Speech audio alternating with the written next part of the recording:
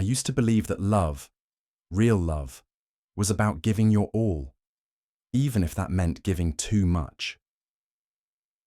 We had been married for nearly 5 years when I started to notice the cracks. Not the kind of cracks that appear suddenly, like a shattered glass mirror, but slow, silent ones. Hairline fractures beneath the surface, invisible until you look a little too close. My name's Jordan, 36 years old. I work in IT, nothing flashy, but stable. I'm the kind of guy who never misses a bill, always brings home groceries, always remembers anniversaries. You know, the type who still buys flowers just because it's Tuesday. I thought that made me a good husband. I met Melissa at a friend's engagement party. She had this laugh, warm, inviting, the kind that made the whole room turn. And when she looked at me, it was like I existed for the first time in a long time. I fell, fast and hard. We moved in together after 8 months, married after 18. Everyone said we were rushing, but when you're in love, rushing feels like dancing. For the first year, everything was golden. She cooked sometimes. I handled the bills. We split things in our own rhythm. She worked part-time at a boutique downtown, and I picked up extra freelance gigs just to make sure we were always okay. But then, little things started to change. She began staying out later, said her shifts were getting extended, that her manager was a nightmare, making her stay to close even when it wasn't her turn. I believed her. I had no reason not to. I was too busy making sure the mortgage, electricity, internet, phone, and even her student loans were paid on time. Sometimes I'd ask, "You need anything, babe?" She'd smile tiredly and say, "No, I'm just exhausted." She stopped cooking, said she was too tired, stopped asking how my day was, stopped kissing me goodnight. But I told myself, it's just a phase. Relationships have ups and downs. Maybe she's stressed. Maybe she needs space. Maybe I should be more understanding. Maybe I should just try harder. So I did. I upgraded her car. Nothing crazy, just a reliable SUV so she didn't have to worry. I took over more chores. I started leaving sweet notes in her lunch bag. I even began planning weekend getaways, hoping to rekindle that spark. But every time I brought it up, she had an excuse.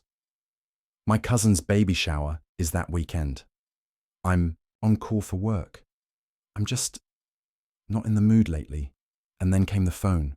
She started taking it with her everywhere, even into the bathroom. She'd smile at her screen sometimes, tapping quickly before locking it and slipping it into her pocket. I wasn't proud of it, but one night, while she was asleep, I checked her messages. Nothing. The chats were clean, too clean. Even the group texts with her friends, sanitized, like someone had wiped every fingerprint off the glass. I lay there next to her, staring at the ceiling, my stomach in knots. Maybe I was wrong. Maybe I was being paranoid. Maybe love does this to you, makes you crazy about protecting something that might already be broken. But deep down, I knew. And the thing about knowing, truly knowing, is that it doesn't scream at you. It whispers. It lingers in the silence between words, in the change of a routine, in the way someone kisses you goodbye, like they're already gone. It was the night of our 5th anniversary, when everything began to fall apart.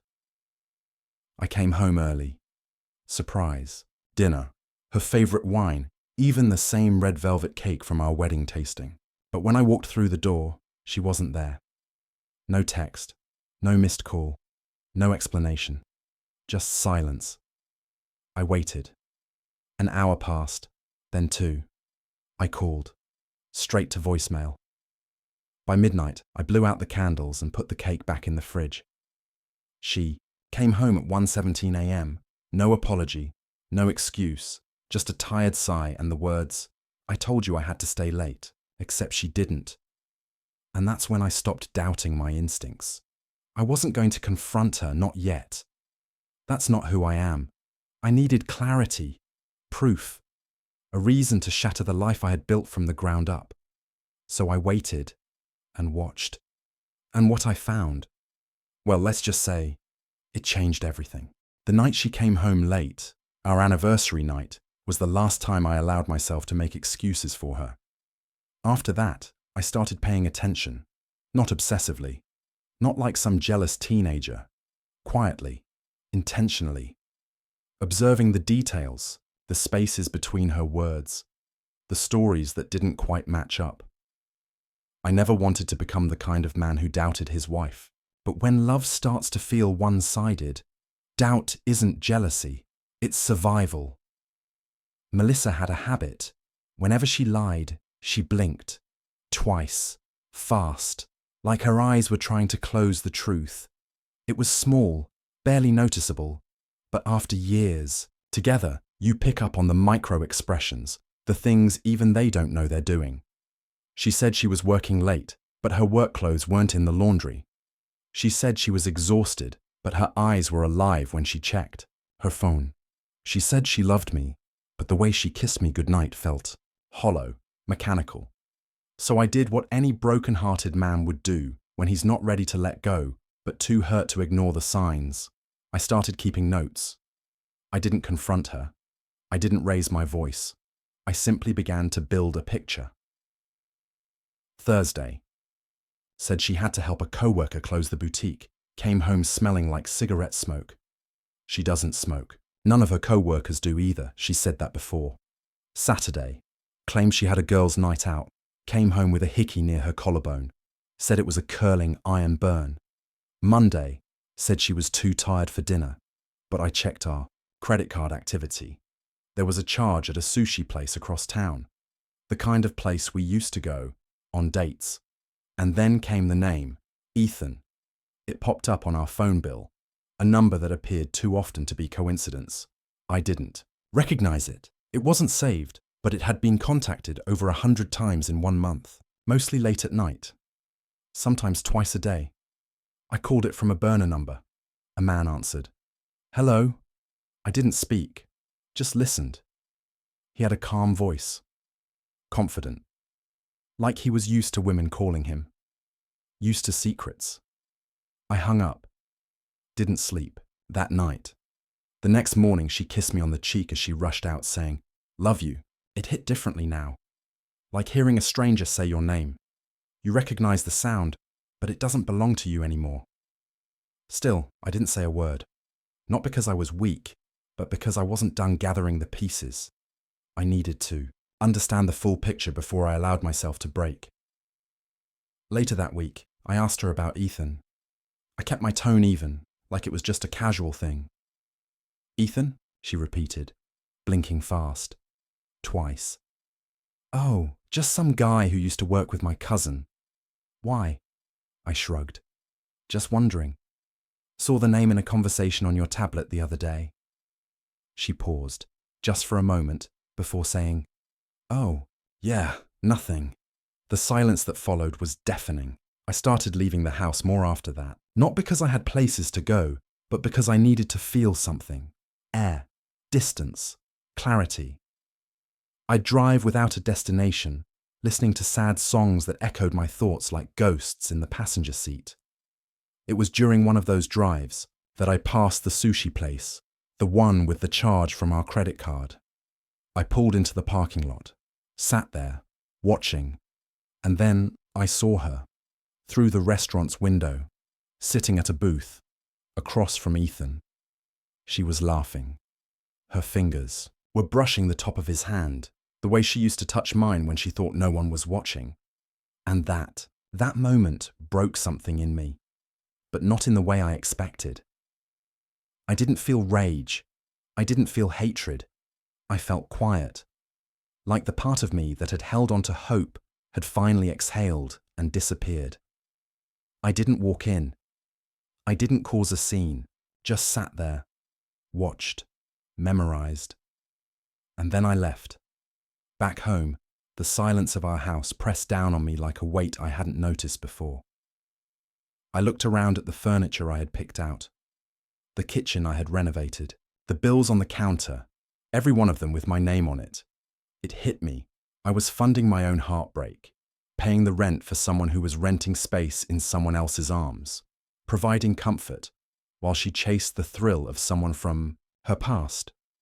Because yes, Ethan wasn't just an old friend. He was her ex.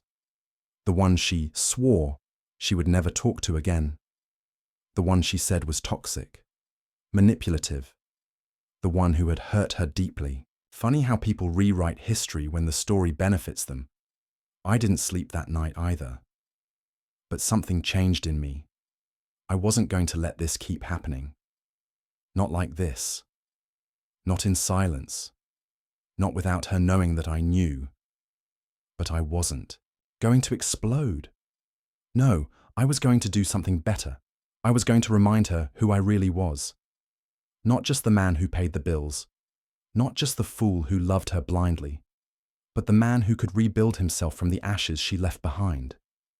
And walk away with dignity while she drowned in her own deceit.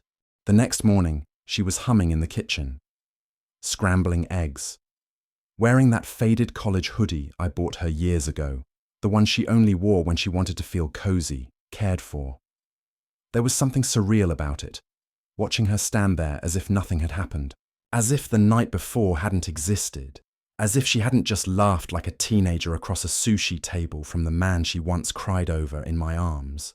She looked at me and smiled. "You want some breakfast?" I nodded. "Sure." I sat at the table, watching her move, carefully, like observing a stranger pretending to be familiar. When she handed me the plate, I looked her in the eyes, holding her gaze a second too long. She blinked. Once. Then twice. Something flickered behind her smile. Something uneasy. I didn't say anything. Just ate. Because I had already decided. I wasn't going to fight for someone who'd already chosen someone else. But I wasn't going to walk away like a ghost either. I started changing. Subtly, at first. I began waking up earlier than her, going to the gym, buying new clothes, fixing my hair differently. Not for her. Not for anyone. For me. I started leaving the house more, this time with intention. Lunch with old friends, weekend hikes, silent moments of peace that didn't include her voice echoing in the background. She noticed. She'd ask, "Where you going?" And I'd say, "Out." Simple, unbothered. And that's what got to her, the fact that I stopped reacting, that I wasn't chasing her attention anymore, that I wasn't begging for time or asking about her day, that I wasn't hurting out loud. One evening, she asked if I wanted to watch something together.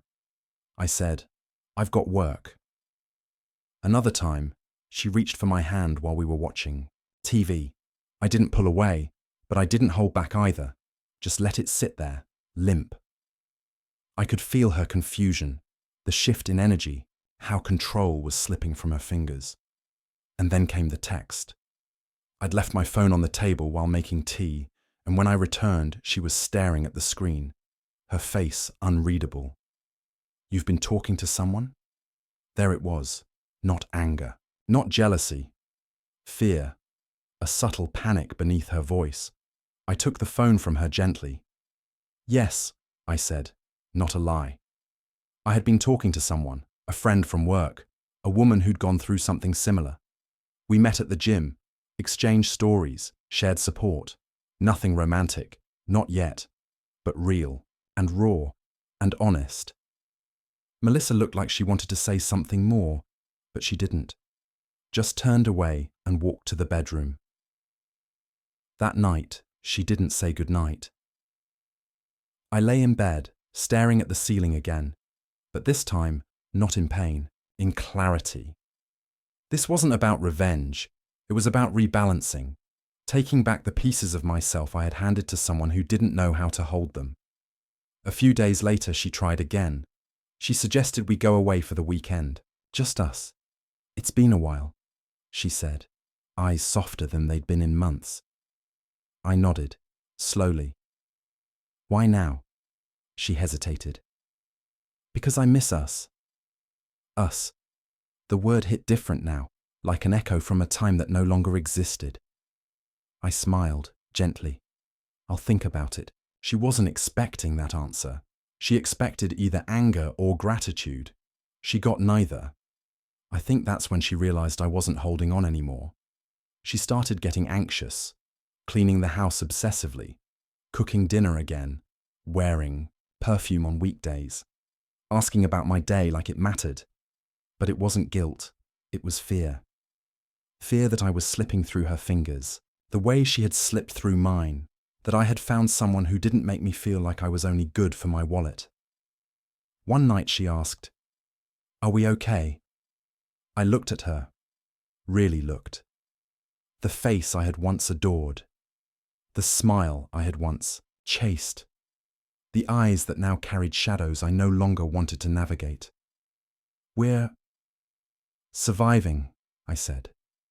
She nodded, slowly, biting her lip. Then, something in her cracked. Did I ruin everything? The question hung there like fog, and I didn't answer right away, because deep down I knew the answer wouldn't be for her. It would be for me. A truth I hadn't let myself say aloud. I took a breath. "You made choices," I said. "And choices have echoes." She didn't reply, just looked down, the weight of my words sitting heavy between us. She had never seen this version of me before. Not angry, not bitter, just done, but still dignified, still calm. And that's what scared her most, because now I held the cards, and she didn't know what I was going to do with them. It's a strange thing, when the person who once knew every corner of your heart suddenly becomes a stranger to it. That's what Melissa felt like now. A ghost of a woman I used to love, a shadow moving through our shared space, pretending nothing had changed while everything had, but she could feel it, the ground shifting beneath her. She started texting me during the day again. Short, overly cheerful messages. "Hope your meeting went well. Dinner tonight. Your favorite. Miss you." I'd respond politely. Never cold, never cruel, just flat. That's what drove her crazy. I wasn't yelling. I wasn't accusing. I was just fading, and fading to someone who's used to control is far more terrifying than anger. I knew she could sense something was coming, because I had stopped asking, stopped checking where she was, stopped trying, but I hadn't stopped planning. While she spent years sneaking around in the shadows, I spent weeks carefully bringing the truth into the light. I hired a private investigator, not to confirm what I already knew, but to document it. Dates, times, photos, dinner with Ethan, a hotel entrance, his hand on her back, her smile tilted toward him like it belonged there. It hurt. Of course it did. But it also helped. There's something oddly liberating about seeing the truth so clearly that there's no space left for denial. That's when I decided on the plan. I wasn't going to scream. I wasn't going to throw her out. I wasn't going to burn it all down in a moment of rage. I was going to give her exactly what she never expected. Grace. And then I would leave her with it. I contacted a lawyer, laid out everything, all the documents, explained that I wanted a clean separation, no drama, just the house, and my peace, because she could have her lies. I'd take my dignity. But before that, I had one final thing to do. I invited her to dinner, not out, not expensive, just us. At home. She dressed up, wore that blue dress I once told her made her look like the sky at dusk. She smiled when she saw the candles, the wine, the soft music. She thought, maybe, just maybe, this was my way of moving forward, and in a way she was right, just not in the way she expected. We sat across from each other, eating slowly. Her eyes watched me, studying every gesture. "You've been different," she finally said. I looked up. "Yeah. Is it because of work? Or us?" I set down my fork. "It's because of truth." She blinked, caught off guard. "What do you mean?" "I mean," I said softly, "that I stopped lying to myself." Her lips parted, but no words came out. I reached into my pocket. pulled out the small folder, placed it gently between us. "I think you should see these." She hesitated, then slowly opened it, and as her eyes scanned the first photo, her breath caught. Another photo, and another. Her fingers trembled. "You followed me," she whispered. "No," I replied. "You led me." Her face flushed with something between shame and fear. "I can explain." I held up a hand, calm, still. "You don't need to. I'm not here to argue. I'm not here to fight." "Then why?" she choked out. "Because I wanted you to know. I saw it. I saw everything. And I still chose to be kind." She covered her face with her hands. "I didn't mean for it to go this far." I nodded slowly. "Maybe. But you let it." She didn't speak, just sat there, breaking in silence. "I already spoke to a lawyer," I continued gently. "I'm not here to humiliate you. I just want a clean break. I'll keep the house. You'll have the car. We'll split the rest fairly. No public mess. No bitterness." "But, Jordan," she whispered, her voice cracking, "I still love you." I looked at her for a long time, and for the first time in years, I wasn't clouded by hope. "I believe you," I said. "But sometimes love isn't enough." She reached across the table, but I stood. "I'll sleep in the guest room tonight," I said softly. "You can. Take some time. No rush." Her shoulders sank. She didn't cry. Not loudly. But I could see the tears quietly falling. I walked away. Not out of spite, but because I had finally reclaimed the part of me that had waited too long for someone to come back, when I should have walked away the moment she left the first time. The night after that dinner, the house felt quieter than usual, not peaceful, just hollow. She didn't say much the next morning. I heard her moving around in the bedroom, slower than usual, like even gravity had grown heavier. I sat at the kitchen table, sipping coffee, the mug warm between my hands. I didn't ask if she'd slept. I already knew. Melissa walked in eventually, wrapped in her robe, her hair undone, her face bare. She looked at me like she wasn't sure whether she should speak or apologize.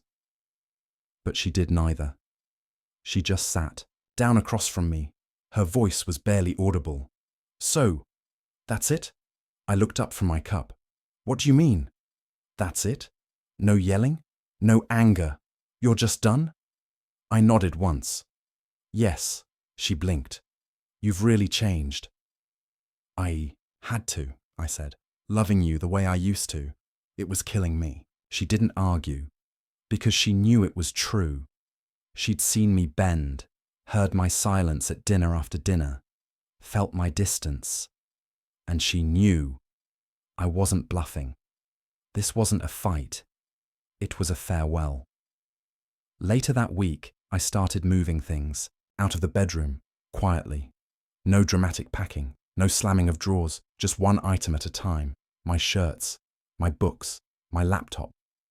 She watched, sometimes from the hallway, other times from the doorway of the kitchen, pretending to scroll her phone, but never tapping the screen. She wanted to say something. But what do you say to a man who's finally stopped chasing you? What do you say when the person who always forgave you has run out of forgiveness? 2 days later, I got a text from Ethan. "We need to talk." Man to man. I stared at it, almost amused. I hadn't reached out to him, hadn't warned him, hadn't even acknowledged his existence. But now he was nervous. Because men like him don't like loose ends. They don't like secrets hanging in the wind. I didn't respond. Melissa must have told him. Maybe she thought I'd go public. Maybe she was afraid of losing both of us. The irony, though, was that I never wanted revenge. Not really. I wanted clarity. And now I had it. I didn't need anything else from him. But I decided to meet him anyway. One afternoon, in a quiet cafe downtown. I arrived early, picked a corner table facing the door. He walked in 15 minutes Later. Dark jeans, collared shirt, sunglasses still on like he needed armor. He sat across from me. Look, he started. I didn't mean for things to go this way. I stayed silent. He shifted in his seat. I didn't even reach out to her. She came to me. That didn't surprise me. She said you were distant, that she felt unloved. I didn't ask her to cheat. I nodded slowly. But you didn't say no either. He looked away, guilty but not ashamed. There's a difference. I just don't want drama, he muttered. There won't be any, I said calmly. I'm not the type to air dirty laundry. He looked relieved. Too quickly. But let me be clear, I added, leaning forward just a little. If you ever contact me again, or come near my house, I'll reconsider that. His mouth opened, slightly, but no words came. I stood up. You can have the lies she gave you, I said. I'm taking back my peace. And then I left him there, alone, unsure. The weight of a woman's betrayal no longer just my burden. When I got home, Melissa was in the living room, holding an old photo album, one we hadn't opened in years. She looked up as I walked in, her voice cracked. Do you ever wonder if we could have saved it? I set down my keys, then glanced at the photo in her hands. One of us on the beach, laughing, before the weight of secrets buried the tide. Maybe, I said. But saving, something only works when both people want to. She closed the album, hugged it to her chest like it could change something. I was stupid. I didn't disagree. She walked toward me, slowly, hesitant. Do you still love me? I took a breath. I love the memory of who we used to be. But I can't keep loving someone who chose someone else while I was building a life for us. Her eyes filled with tears. For once, she didn't try to wipe them away. Please don't hate me, she whispered. I don't, I said gently. But I don't pity you either. You made your choices. Now you live with them. And that was the first strike, not with fists, not with threats, just truth, delivered with calm, collected weight. Because sometimes the most powerful blow is walking away whole while they're left holding the pieces. A week passed. Melissa stayed in the house, quieter than I'd ever seen her. She tiptoed through our routines like a stranger in her own home, like someone waiting for a storm that had already passed, but left nothing behind. She no longer wore perfume, no more late-night texts, no more secret phone calls. Just silence, the kind that seeps into the walls, into your skin, into the very soul of a house. I had already moved my things into the guest room. I had begun the paperwork.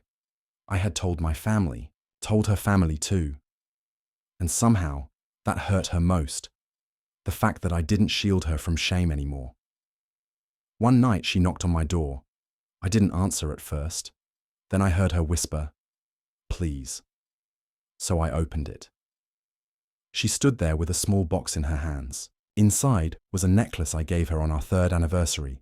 It was simple, silver, nothing extravagant, but she'd worn it every day back then, said it made her feel like I was always close. I want you to have it back, she said, her voice trembling. I gave it to you, I said. It's yours. Her eyes glistened with unshed tears. I don't deserve to keep it. I didn't argue. I didn't reach for it. I just stood there, letting the silence speak. Then she said it.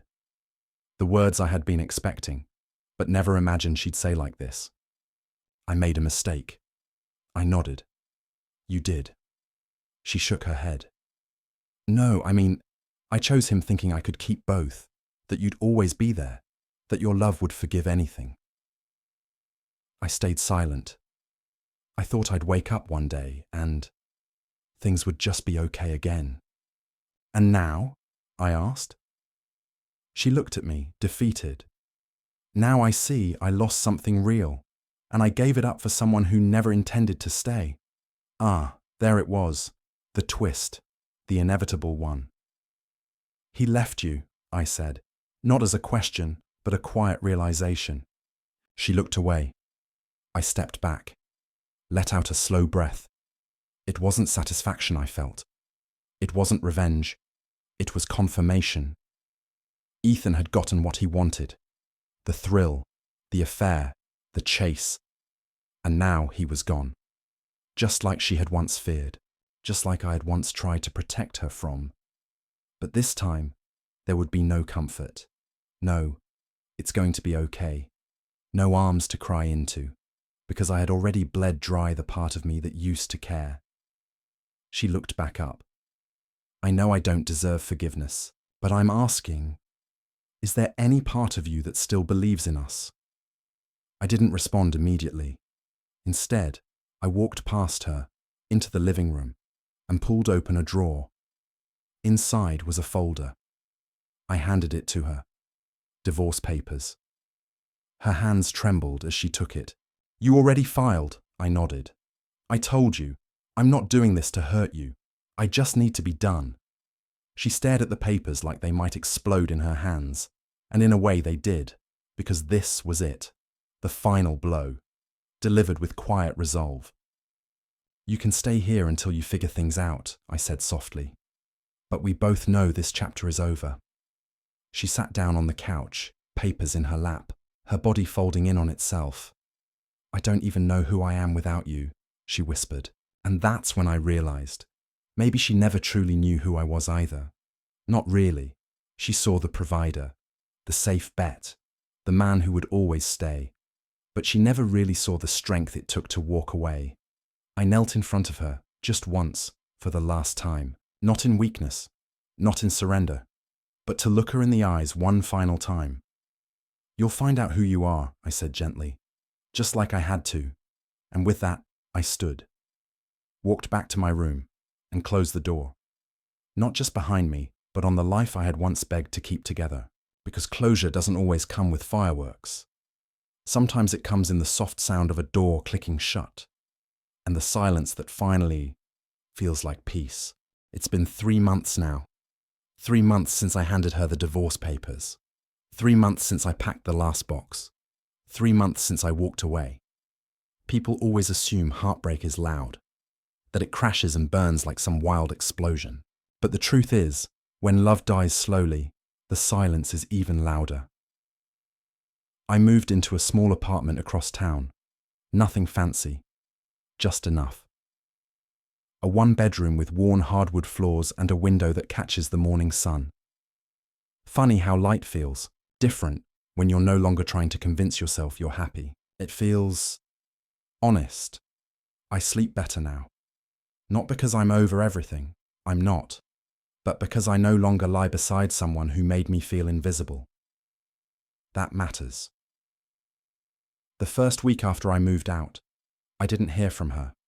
No texts, no calls, nothing. Then, one night, I got an email. Just 2 lines. I signed the papers. I'm sorry for everything. I hope you find peace. No name. Just that. I stared at the screen for a long time, unsure if I should reply. But in the end, I didn't. Not because I hated her, but because some stories are better left unedited. And my silence would say more than any response could. She made her choice.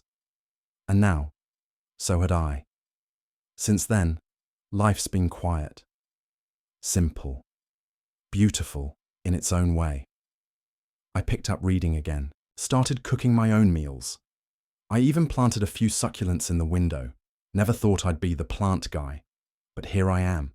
I talk to my parents more now, reconnected with old friends. One of them, her name's Claire, texts me every other morning just to share a quote or a thought. We haven't labeled anything. We're not rushing. But there's something easy about her. Something I haven't felt in a long time. The safety of simply being seen. And maybe that's what I missed most. Not the passion, not the drama, not even the love, but the feeling that who I am is enough. I think people forget that sometimes, when they're chasing something newer, louder, more exciting. They forget how rare it is to find quiet loyalty. Someone who shows up, pays the bills, hugs you after a long day without needing a reason. Melissa had that, and she let it go. Now, when I think about her, I don't feel anger anymore. I just feel distance, like remembering a version of myself I've long outgrown. She taught me what it means to give too much, and more importantly, what it means to take myself back. There's peace in that. There's freedom. To anyone listening, maybe you're going through something similar. Maybe you're the one who stayed too long, or the one who gave too much, or the one who keeps waiting for someone to change. Let me say this. You don't have to lose your dignity to prove your love. You don't have to stay in places where you've been forgotten. And walking away doesn't make you bitter. It makes you brave. We think closure comes when someone says they're sorry, but sometimes it comes when you stop needing them to. So now, when I sit by the window each morning, coffee in hand, sun on my face, I remind myself, I may have lost her, but I found me, and in the end, that was the real victory.